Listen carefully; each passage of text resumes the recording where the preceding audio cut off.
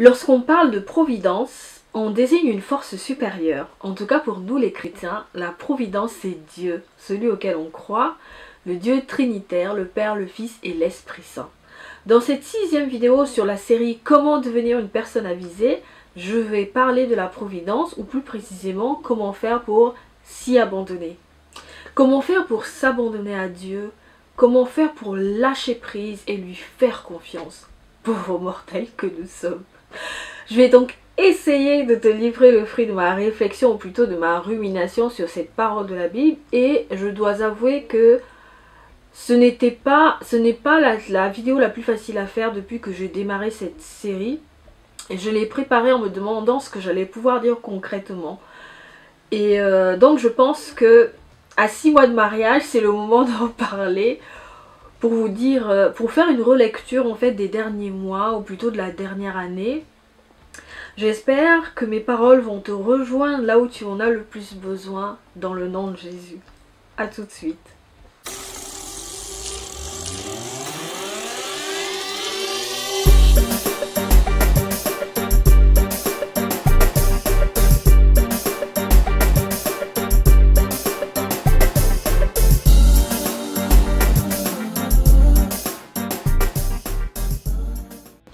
Hello!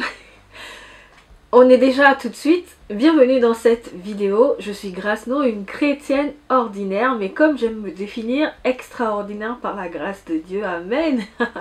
Je suis l'auteur du blog kerygmachristous.com qui est en lien avec cette chaîne YouTube. Kerygma Christus, c'est un univers éclectique ou d'inspiration chrétienne où je parle de différents sujets. L'objectif étant de proclamer le Christ dans différents aspects de notre vie. Donc on parle de la foi, des relations, du lifestyle chrétien, etc. dans une perspective de développement intégral. C'est-à-dire qu'on cherche à se développer intégralement. On veut être relié à Dieu et aux autres en cultivant des relations de qualité dans nos différentes sphères sociales. Donc petit rappel pour commencer cette vidéo, dans les précédentes vidéos dont je vais essayer de te mettre les liens dans la barre d'informations et peut-être aussi sur les fiches à l'écran, peut-être par là, on a parlé, ou plutôt j'ai parlé de comment devenir une personne avisée, comment faire l'aumône en secret, comment prier en secret, comment jeûner en secret et le fait de ne pas se laisser asservir par l'argent. Dans cette vidéo, nous sommes au 6e point sur les 9 que Jésus donne pour devenir une personne avisée.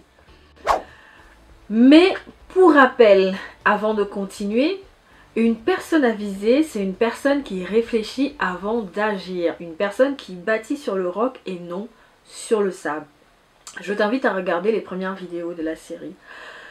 Lorsque j'ai commencé à traiter de ce thème sur comment devenir une personne avisée, j'étais loin d'imaginer que l'un des textes de notre mariage, à mon mari et à moi, comme vous le savez déjà, ça fait 6 mois qu'on s'est mariés. Quand j'ai commencé à traiter de ce thème, comment devenir une personne avisée, j'étais loin de m'imaginer en fait que l'un des textes de notre mariage allait porter sur le fait de bâtir sur le roc. On n'avait pas encore choisi, on ne savait pas trop où on allait se diriger et puis en fait, parmi les textes qui étaient proposés, il y a celui-là qui nous a vraiment interpellés. Et moi, j'ai souri en me disant, Seigneur, mais tu as vraiment le sens de l'humour. Comme si tu savais d'avance, enfin, tu sais d'avance ce qui va se passer, mais de voir comment il m'a emmené à travailler sur ce texte-là, et ensuite, du coup, à avoir ce texte-là pendant notre mariage, c'était juste... waouh! Alors, quand on a dit tout ça, la grande question c'est comment s'abandonner à la providence? À ton avis, comment s'abandonner à la providence? Sincèrement, je ne sais pas comment. J'ai retourné la question dans tous les sens et je ne sais pas. Et Jésus ne donne pas plus de détails que ça. Je pense que s'abandonner à la providence dépend de notre personnalité, de notre relation avec le Seigneur. Parce que c'est ça qui va peut-être nous mettre en confiance et nous aider à nous abandonner un peu plus. Ce sont des choses qui vont jouer sur le fait qu'on soit en mesure de faire confiance et donc de s'abandonner au Seigneur totalement. Comme on dit dans la Bible, les oiseaux du ciel ne sèment ni ne moissonnent et pourtant Dieu prend soin d'eux. Donc, il faut penser que nous sommes comme ces oiseaux et que le Seigneur prend soin de nous. Le Seigneur nous aime, il prend soin de nous comme il prend soin des oiseaux du ciel. Mais seulement si et seulement si nous nous laissons faire. Donc il y a une part de responsabilité dans le fait même de s'abandonner. Et s'abandonner au Seigneur, c'est un choix et non une obligation. On est libre de s'abandonner ou pas. Dieu ne nous oblige pas à nous abandonner à lui. Dieu ne nous oblige pas à croire en lui. On est libre de s'abandonner. Donc pour moi, finalement, la providence est la force supérieure à laquelle je cherche, moi, à m'abandonner. Cette force supérieure, je la reconnais dans le Dieu Père, Fils et Esprit Saint. Quand j'ai dit tout ça, j'ai surtout envie de vous partager, ou plutôt te partager, j'aime bien tutoyer mes abonnés, j'ai envie de te partager en fait ce que j'ai vécu durant ces derniers mois, pour te montrer comment j'ai essayé de mettre en pratique l'abandon à la providence. Et j'espère que je ne vais pas trop m'étendre parce que ça va être du freestyle. Je pense que tu as remarqué que j'aime bien structurer mes vidéos parce que ça évite d'aller dans tous les sens et surtout ça permet de garder les vidéos d'actualité pour les personnes qui les regarderont dans quelques mois ou dans quelques années si la chaîne est toujours en ligne. Et pour cette vidéo, j'avais dans l'idée de te parler de comment j'ai vécu les derniers mois par rapport à la préparation de notre mariage. Je n'ai donc pas noté les points comme je l'ai fait d'habitude, ça va être du freestyle. Je ne suis pas très douée pour raconter des histoires, mais je vais quand même, essayer. En espérant qu'à travers la manière dont je vais te raconter ça, tu sauras voir comment en fait le Seigneur a agi dans ma vie, dans notre vie. Parce qu'il s'agit de mon mari et moi. Du coup, par où est-ce que je peux commencer? Au commencement. Donc, on est en 2022, on s'est marié en août 2021. Plus précisément le 14 août 2021. Et un an avant, donc ça veut dire 2020, mon mari a fait sa demande. En juillet 2020. Donc il faut dire qu'on était en pleine période Covid, c'est encore un peu le cas. Donc la grande crise des tout débuts, la période très anxiogène est plus ou moins passée. Donc on a été déconfinés pour, je crois, le printemps et l'été. En tout cas l'été on a pas mal circulé. Et donc cet été-là, enfin l'été on vivait pas ensemble, donc on n'était pas confinés ensemble, ça faisait plusieurs semaines ou plusieurs mois, je veux dire toute la période du confinement où moi j'étais en réflexion et lui bah il était très zen et en fait moi je m'inquiétais un peu de la suite à donner à la relation parce qu'on était arrivé à un point où on s'était dit les choses et on savait ce qu'on voulait mais je suis un peu vieux jeu, c'était pas à moi de lui dire il est temps que tu fasses ta demande etc. Je m'interdis absolument ça parce que je pars du principe qu'il faut une certaine liberté. Donc on était à un moment dans notre histoire où il savait que j'étais prête, où je savais qu'il était prêt, mais la demande n'avait pas encore été faite pour plusieurs raisons que je ne vais pas évoquer ici, parce que comme je vous le dis souvent, il y a quand même une part de ma vie, de notre vie que je souhaite garder privée parce que c'est notre vie. Donc pour ce que j'ai envie de livrer aujourd'hui, je n'ai pas besoin d'aller dans beaucoup trop de détails. Dans tous les cas, on en était là. Et puis, bah, on a été confinés et en fait, il avait déjà prévu qu'on partirait en vacances tous les deux. C'était vraiment la première fois où, depuis qu'on était ensemble, là, qu'on est ensemble, qu'on partait en vacances tous les deux, rien que tous les deux. Et donc, on est parti une semaine dans le sud. Et quelques mois auparavant, je reviens un peu, je rembobine. On s'était déjà fait des blagues sur la bague de fiançailles et lui me disait oui mais je connais même pas ta taille et tout machin, et donc moi je l'ai pris au mot et je suis allée dans un magasin, je me suis fait prendre les mesures et je lui ai envoyé ça, mais c'était dans un coin de ma tête et après j'ai zappé comme on dit, en me disant bon au moins il a la taille et s'il souhaite m'acheter une bague de fiançailles, bah il saura comment faire.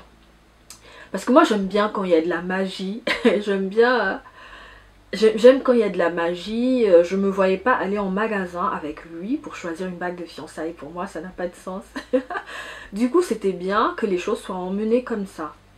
Donc il savait, et en fait ce que moi je ne savais pas c'est qu'il avait déjà commandé la bague depuis très longtemps, mais avec les questions de la crise sanitaire, ça a pris du temps.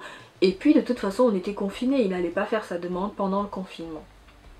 Ensuite, on est parti en vacances une semaine. À un moment donné, je me suis dit, c'est peut-être là qu'il va faire sa demande, parce que ça fait 1 an et demi qu'il aurait dû la faire. Ça c'est les femmes, hein. Ça fait 1 an et demi qu'il aurait dû la faire. Donc on est parti en vacances, c'était super, on a passé de bons moments, et surtout qu'on avait été confinés, on s'était pas beaucoup vus, on avait grignoté les moments par-ci par-là pour se voir quand on pouvait se voir, parce que les restrictions étaient quand même très lourdes. Et puis de toute façon, lui il n'était pas en télétravail, il travaillait toujours, donc moi j'ai eu la chance d'être en télétravail, en tout cas une bonne partie du temps, donc c'était pas mal. Et voilà, donc on est partis en vacances tous les deux.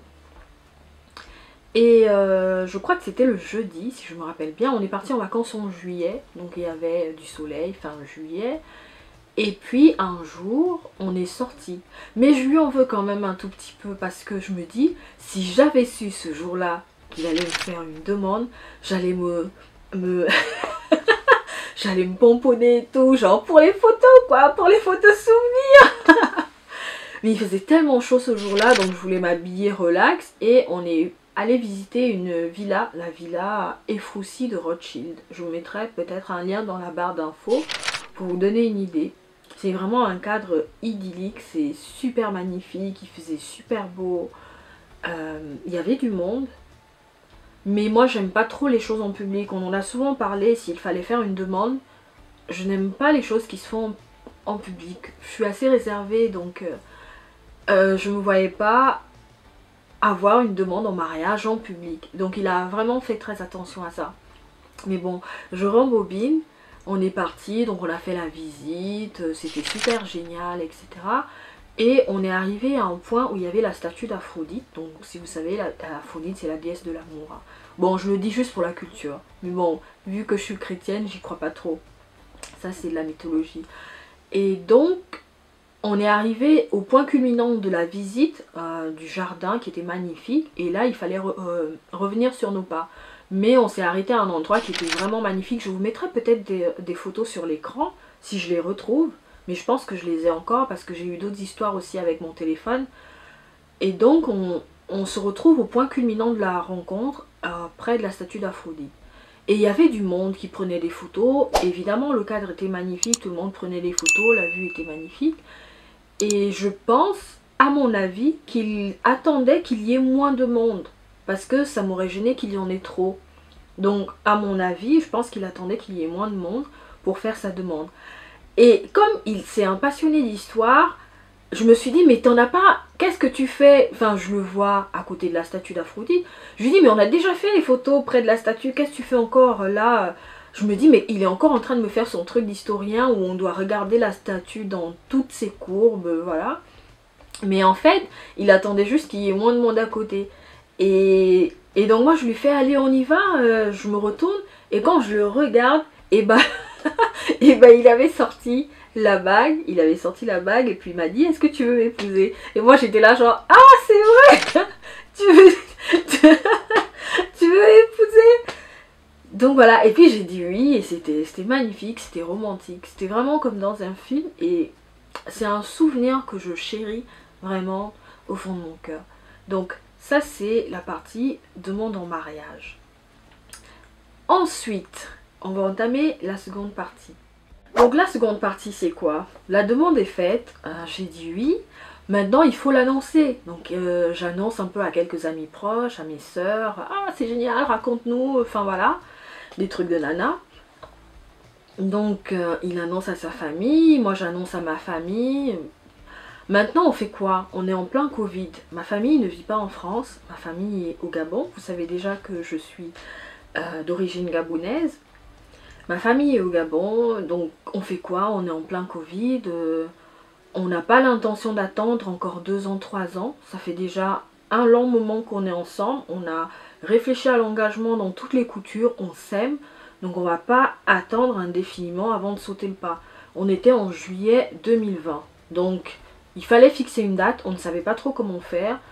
On a essayé de peser le pour et le contre, la difficulté pour ma famille de se déplacer en période Covid, enfin beaucoup d'autres paramètres. Et puis finalement on a décidé d'arrêter une date en accord avec le prêtre qui devait nous marier en fonction de ses disponibilités. En réalité, moi je voulais me marier le 15, le 15 août. Je suis un peu culottée quoi. Je voulais me marier le 15 août pour le symbole parce que on voulait confier notre couple à la Vierge. Donc pour moi c'était très symbolique.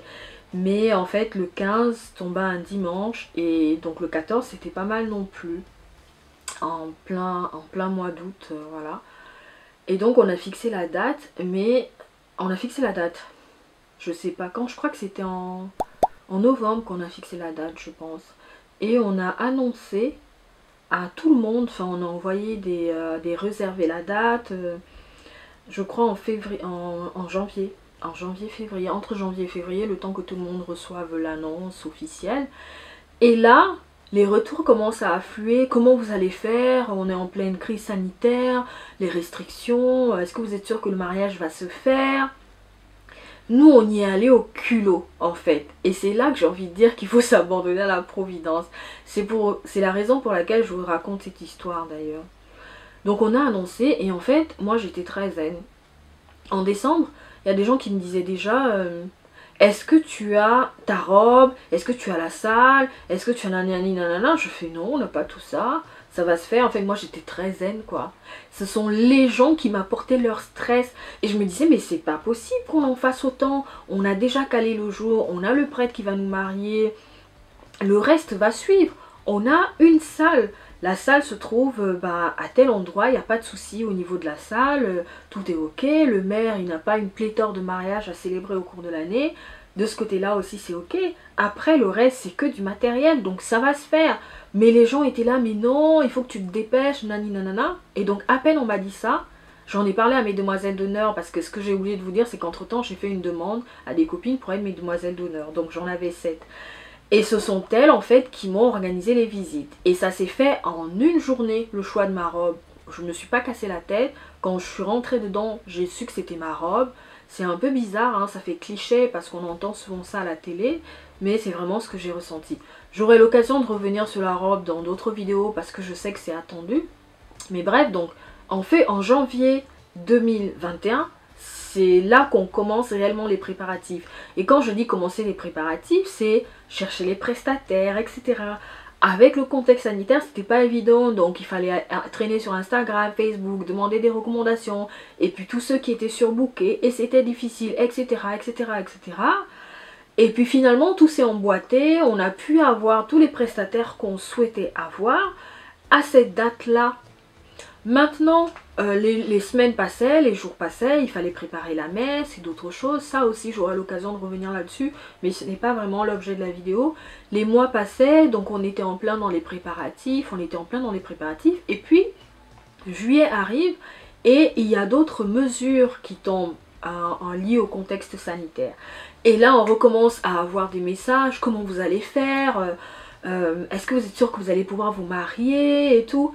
Donc on en avait discuté plusieurs fois et on a dit de toute façon moi ma famille elle n'est déjà pas là, c'est quelque chose que je vis très mal.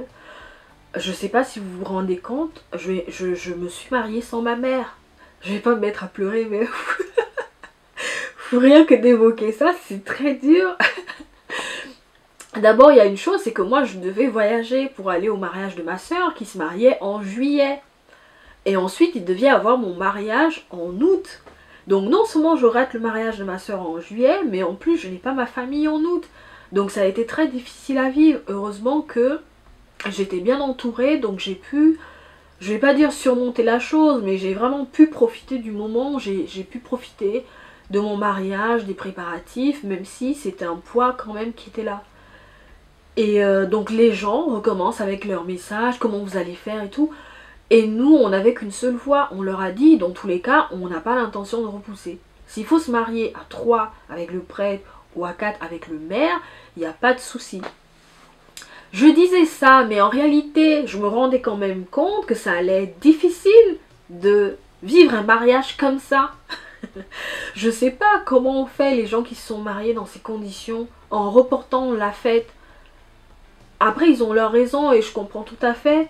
Mais moi, je disais à mon mari, si on se marie à 10 personnes, je vois pas l'intérêt de refaire une fête pour danser parce que la joie de ce jour-là sera déjà passée.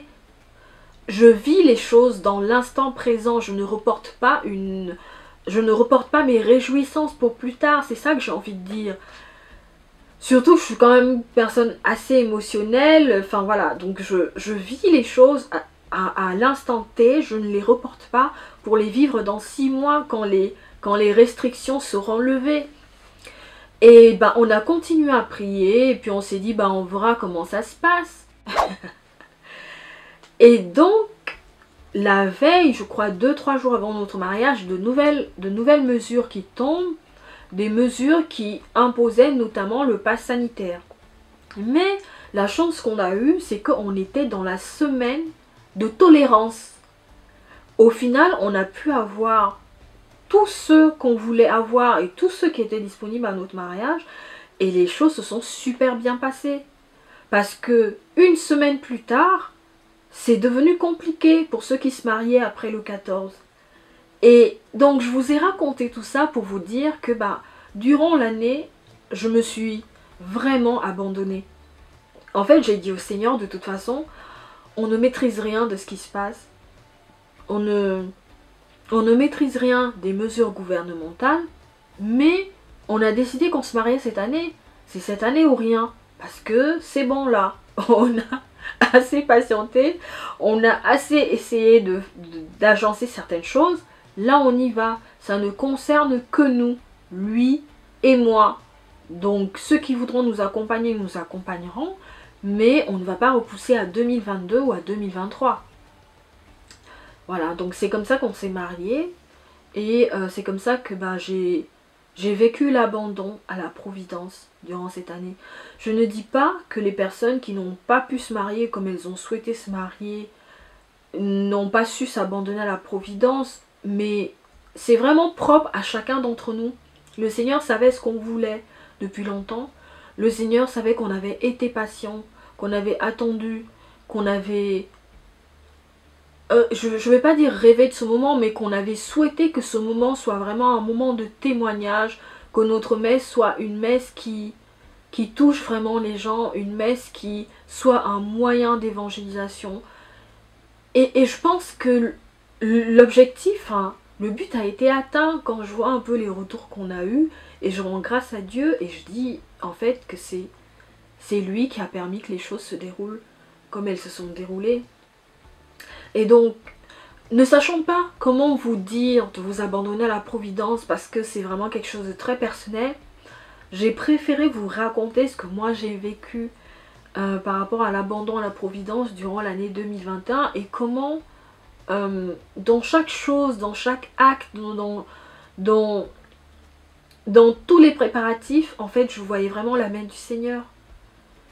C'était dur à certains moments, il y avait beaucoup de stress, beaucoup de fatigue, surtout qu'il y a des choses que j'ai dû faire moi-même, donc enfin je reviendrai dans d'autres vidéos, et j'étais épuisée, j'étais stressée, alors qu'au début tout allait bien, j'étais zen, et puis plus la date approchait, plus j'étais stressée, et plus je me disais mais comment ça va se faire?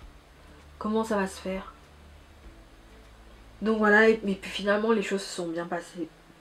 Du coup, c'est la première vidéo du genre. Je sais qu'il y en a parmi vous qui attendent que je parle du mariage parce que j'ai promis que j'allais le faire et je tiens vraiment à le faire. Ça viendra dans d'autres vidéos, mais dans le cadre de cette série, je voulais vraiment vous exhorter à apprendre à vous abandonner à la Providence. Je dis souvent apprendre parce que pour moi, il n'y a pas d'injonction. Ce n'est pas abandonne-toi à la Providence. Non. C'est un chemin intérieur, c'est un chemin personnel et ça va toujours dépendre des circonstances. Ce n'est pas parce que l'année dernière j'ai su m'abandonner dans le cadre de la préparation de notre mariage que ça veut dire que dans la situation que je vis actuellement, je m'abandonne. On est des humains, donc des fois on a du mal à lâcher prise sur certaines situations, surtout quand on a l'impression que en fait Dieu est silencieux ou que Dieu nous a abandonnés et on veut faire les choses par nous-mêmes. Mais des fois, il faut lâcher prise. Et ça, ce n'est pas le plus facile à faire. De se dire, je fais confiance à Dieu. Je consulte Dieu quand je prends telle décision. Donc si Dieu était au début de cette décision-là et qu'il l'a approuvée, je lui fais confiance pour la suite. Je m'abandonne à lui. Je lui confie toutes mes entreprises et je le laisse s'enraciner dans toutes mes décisions. Voilà, c'est ce que je voulais vous dire dans cette vidéo. Je vous exhorte vraiment, vraiment à apprendre à vous abandonner à la providence, à avoir confiance en Dieu, à lui confier tout ce que vous entreprenez. Je sais que par exemple, chaque fois que j'enregistre une vidéo, j'ai toujours une petite prière où je dis Seigneur, franchement, aide-moi à enregistrer cette vidéo et que les personnes qui vont les regarder soient impactées d'une manière ou d'une autre à travers ces vidéos-là. Et tout de suite, ça me permet d'être dans une meilleure disposition, dans un meilleur état d'esprit pour dire ce que j'ai à dire, et puis voilà. Donc c'est ainsi que s'achève cette vidéo.